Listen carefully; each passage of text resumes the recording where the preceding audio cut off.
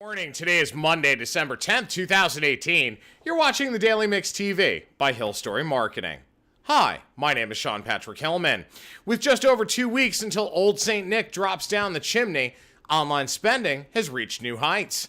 Total online sales hit $80.3 billion from November 1st through December 6th. That's up almost 19% from the year ago period, according to Adobe Analytics. In other words, this is the biggest online shopping period of all time in the United States, trouncing last year's record of $67.7 billion. The top states by basket size were Alaska, California, Washington, New York, and Wyoming. Now, Adobe is forecasting that the holiday season will see at least $124 billion in total U.S. online retail sales. That is a huge jump and an indicator that things have gotten better for sure in the economy. The tax cuts, we've had a lot of positives this year, as well as a handful of negatives. The recent market drop has been worrisome, to say the very least, but it doesn't appear to be affecting holiday sales on its face. Now, mobile transactions increased almost 55% to 23.7 billion, with nearly two-thirds of those visits to retail sites coming from mobile devices. So whether people are price shopping while in store or they're just purchasing their holiday gifts while they're running their errands, doesn't matter. The fact is mobile usage is going through the roof. Here's another interesting point. Social media platforms continue to have minimal impact on sales, 1.5% share. So for those of you who continue to pour your entire digital budget into boosting and Facebook ads, bad move. It's time to start pivoting that, guys.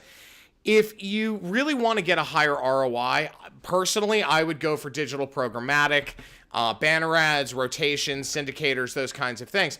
That's where you're going to start to see serious sales move, because Facebook right now has become a black hole, and I have a feeling it's going to be that way for quite some time, especially given the troubles Facebook has had over the last year. Number of shoppers who are participating in BOPIS, buy online, pick up in store, is up almost 50% from last year, according to Adobe, 46%. Remember, BOPIS is the hot trend for the holiday. We've talked about this before on the Daily Mix TV, and it's only going to continue to grow because it is so convenient. You can buy online, pick up in store while you're running your errands with your family or your kids. It's a really smart strategy for a retailer. If you don't have BOPIS as a retailer, you really need to start looking into this for 2019. Now, the home wall decor market. It's about $10 billion annually in the United States. It doesn't include tabletop, doesn't include case goods, but mass market has been trying to figure this out for some time in terms of the home market. Walmart has centered its sights on the wall, such as art and wall decor, as a critical component in their strategy to win the home market. The discounter announced plans that it's going to acquire the assets of art.com, which is the world's largest online retailer in the art and wall decor category. The terms of the deal have not been disclosed, but it is expected to close early next year. Now, founded in 1998, art.com features a wide assortment that ranges from affordable posters to limited edition prints and art pieces, like giclées and serigraphs, those kinds of things. They also offer a growing exclusive assortment and personalized print-on-demand capabilities. So for Walmart, becoming the focus for your home in terms of decor, those kinds of things, allows them to upsell you into case goods, furniture, linens, tabletop, that kind of thing. So it's a smart acquisition for them. Similar to their strategy with previous acquisitions like Eloquii and ModCloth, Walmart does plan to operate the assets of art.com as a standalone and complementary site. Eventually, the items that are available on art.com will become available on walmart.com and jet.com at some point in the next 24 months. Now, let's talk management and customer-focused issues for a second. On Sunday, Kylie and I, my wife, we went to U-Haul, as I do almost every weekend, and rented a van. We were going out and picking up from our drop boxes for our charity, Rock 'em Rawhide. So I get to U-Haul, as I do almost every weekend, and there were only two people in front of me on the line, with one person behind the counter. Usually there are two.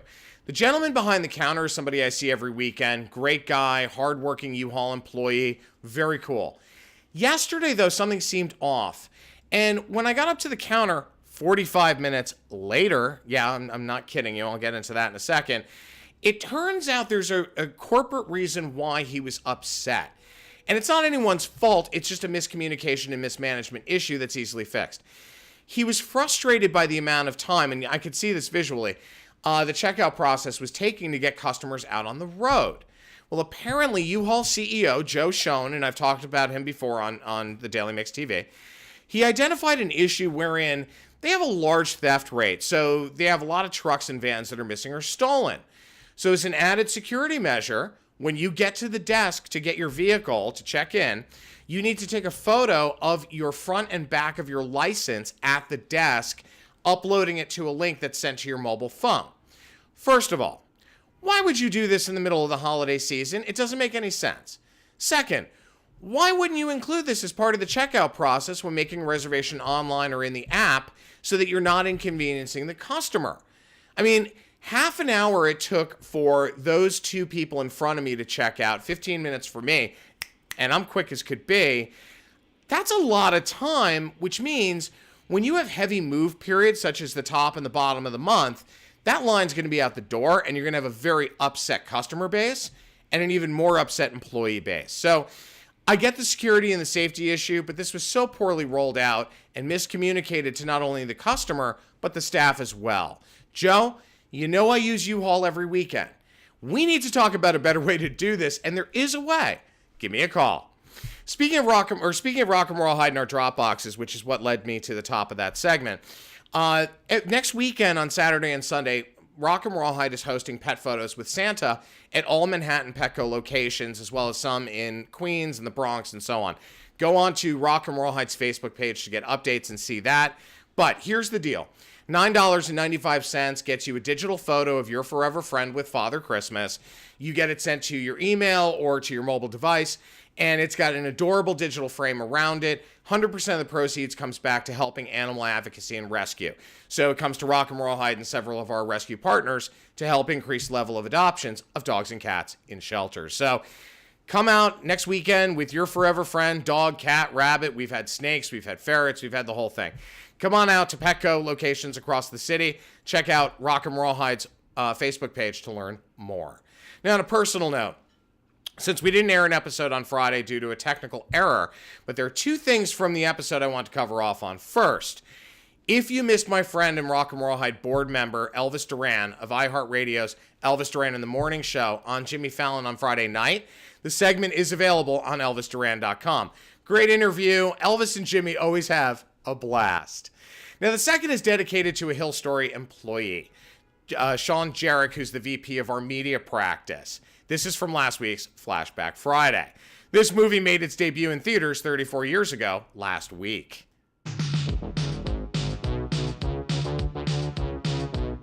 Eddie Murphy is a Detroit cop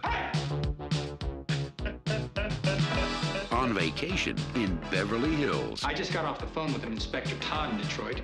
He says if you're out here investigating the Tandino murder, you needn't bother coming back. I don't want to take it anymore. For a man who claims to be on vacation, you look a lot like you're on a stakeout. Stakeout? No. I'm picnicking. This is like a picnic area. I have to ask you some questions about Michael Tandino. I've never been to a cell that had a phone in it. Can I stay for a while? Because I ordered some pizza. We have 6 witnesses that say you broke in and started tearing up the place, then jumped out the window. May I help you? Yeah. I'm looking for Victor Maitland. I have nothing to say to you. How you doing? You guys don't know nothing about nothing, do you? You just got your badges and your guns and you're on the job, right? Make sure we get the right drinks, because if I drink club soda, I'll throw up. You know, this is the cleanest and nicest police car I've ever been in my life. Beverly Hills Cop, starring Eddie Murphy, made over $300 million at the box office, leading it to be one of the most successful movie franchises in history with 2 sequels. Beverly Hills Cop 2 was a great movie, kept in the spirit of the first one. Beverly Hills Cop 3 was fun, but just not the same. My name is Sean Patrick Hillman. I'm the CEO of Hill Story Marketing. I'm also the editor-in-chief of the Daily Mix TV. Thanks for watching, guys. We'll see you tomorrow on Tuesday.